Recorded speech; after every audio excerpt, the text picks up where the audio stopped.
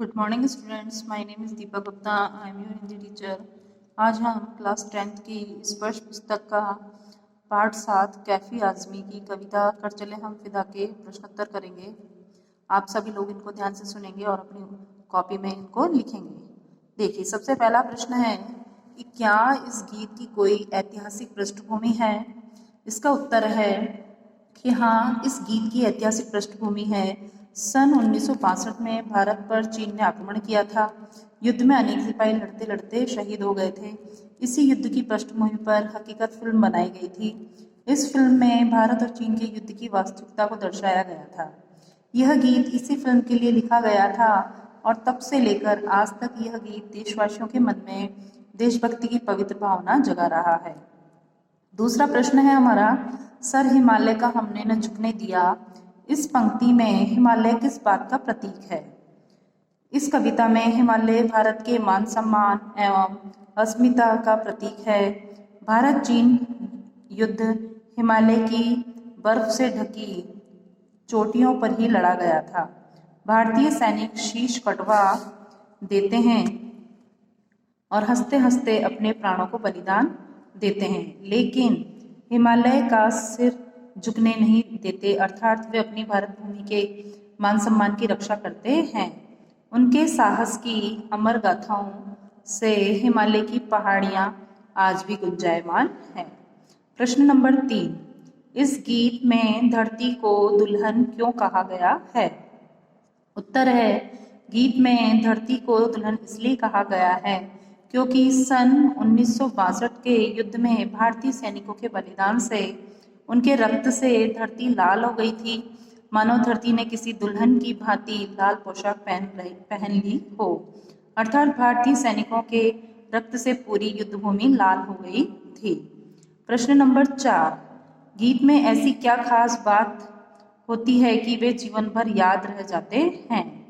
उत्तर, गीत अपनी कई विशेषताओं के कारण जीवन भर याद रह जाते हैं। ये विशेषताएं निम्नलिखित हैं। पहली है गीत के मार्मिक तथा प्रभावशाली बोल।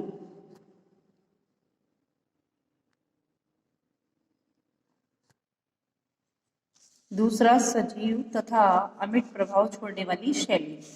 तीसरा है मीठे सुर तथा जनमानस की भावनाओं के साथ जुड़ाव। चौथा है लय ताल।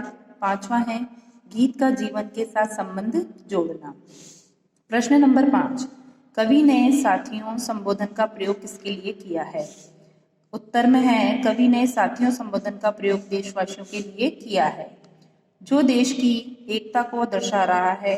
देशवासियों का संगठन की ही देश को प्रगतिशील, विकासशील और समृद्धशाली बनाता है। देशवासियों का परस्पर जुड़ाव या साथ ही देश की अनेकता में एकता जैसी विशिष्टता को और मजबूत बनाता है। प्रश्न नंबर 6, कवि ने इस कविता में किस काफिले को आगे बढ़ाते रहने की बात कही है।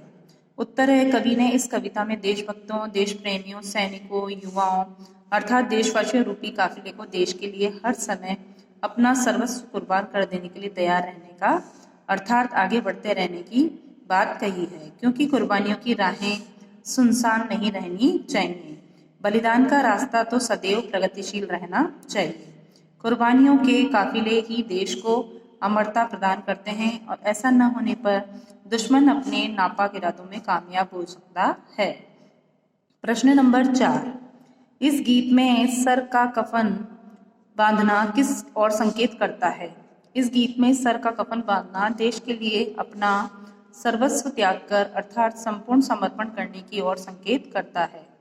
सिर पर कफन बांधकर चलने वाला व्यक्ति अपने प्राणों से मोह नहीं करता, बल्कि अपने प्राणों का बलिदान देने के लिए सदैव तैयार रहता है। इसलिए देश की रक्षा में हर सैनिक सदा मौत को गले लगाने के लिए तत्पर रहता है। प्रश्न नंबर 8 है कि इस कविता का प्रतिपाद्य अपने शब्दों में लिखिए। प्रस्तुत कविता कर चले हम फिदा उर्दू के प्रगतिशील तथा अति लोकप्रिय कवि कैफी आज़मी द्वारा रचित है। इस कविता में कवि ने उन सैनिकों के हृदय की आवाज को अभिव्यक्त किया है जिन्हें अपने देश के प्रति किए गए हर कार्य, हर कदम, हर बलिदान पर गर्व है। इसलिए उन्हें प्रत्येक देशवासियों से कुछ आशाएं हैं, अपेक्षाएं हैं कि उनके इस संसार से विदा हो जाने के बाद भी वे देश की जान, आन बान, शान पर आँच नहीं आने देंगे, बल्कि समय आने पर अपना बलिदान देकर देश की रक्षा करेंगे। यही इस कविता का प्रतिपाद्य है। Thank you students.